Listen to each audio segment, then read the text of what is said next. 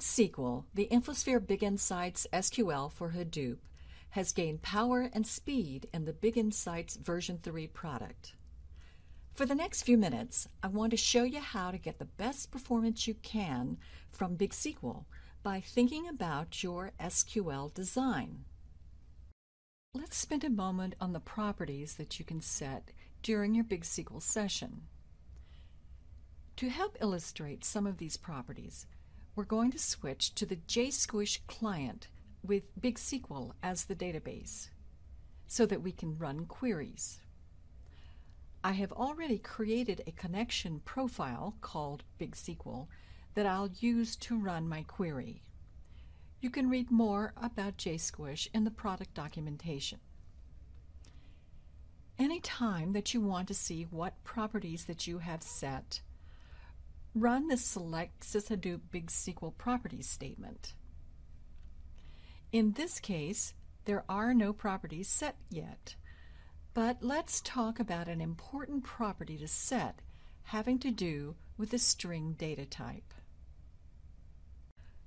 By default, the string data type maps to the SQL data type of a varchar 32K, which might use more storage than you need. For the best performance of your Big SQL string operations, change the default behavior of the string data type with this set Hadoop property command. After you run this statement, the string data type becomes a 4K varchar, much more optimized. You can change this value globally by modifying the configuration file. You can also decide to use types that contain a specific length when defining your table columns.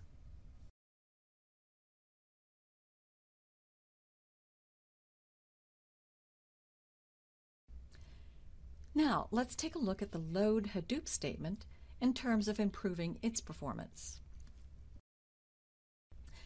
There are two main considerations to improving load performance: the num_map_task property and the location from which you load your data. In this example, the load statement shows both of these recommendations. Let's start with the num_map_task property. Load uses the Hadoop MapReduce framework, which runs jobs by using multiple mappers and reducer tasks. You can control the number of map tasks that are created during the load with the num_map_task property. The default value is 4 when you load from the remote file system and not the distributed file system. Let me stop here and describe what I mean by the distributed file system and the remote file system. When I say distributed file system, I mean the DFS directory that you can find on the Files tab of the BigInsights web console on your master node. When I say remote file system, I'm talking about the data on another server or on another file system, such as Linux or Windows, that is filed in directories. Or remote can also refer to a child node in a multi-node cluster configuration. In other words, it's data that is remote to the distributed file system. If a file is not on the distributed file system, then it is remote.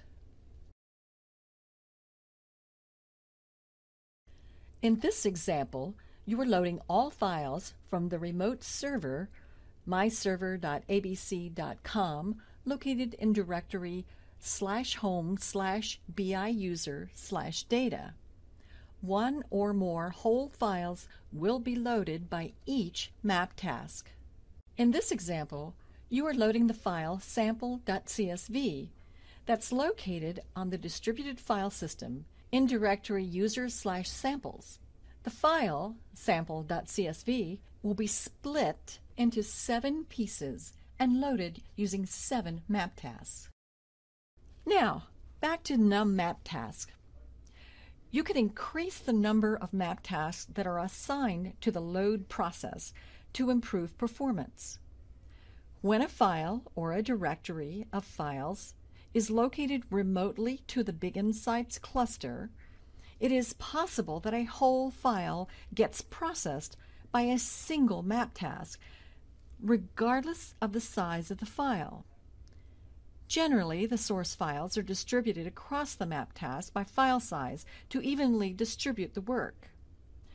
There are lots of ways to load files from a remote system, but one of the most common is the SFTP. When you use SFTP, consider the cluster configuration in terms of the nummap task value. You want to increase the number to improve performance without overloading the remote system. You might also want to pay attention to some of the Hadoop properties, such as the max startups value in the SSHD config file, so that you do not overwhelm your connections. Keep the nummap task below the number if you are using the SFTP method of loading. A good rule of thumb when loading files from a remote system is to understand your system's configuration, the connection parameters, and the number of slots that are available for map tasks. When your source files are local to the cluster in the distributed file system, the default number of map tasks is 80% of the cluster map task capacity. Loading from DFS allows the files to be split and loaded in parallel by multiple map tasks. The files are split by block size, so each map task processes at minimum one block.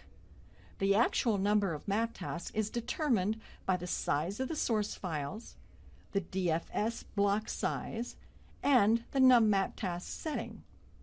Set the number of nummap tasks large enough to take advantage of running as many parallel map tasks as the data size and the cluster allow.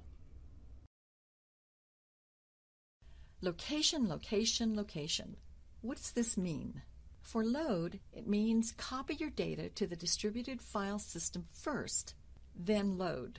This is especially true if you're loading large files. So, move or copy the files to DFS for the best load performance.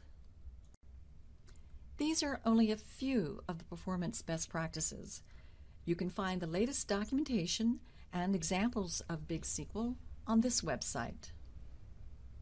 Thanks.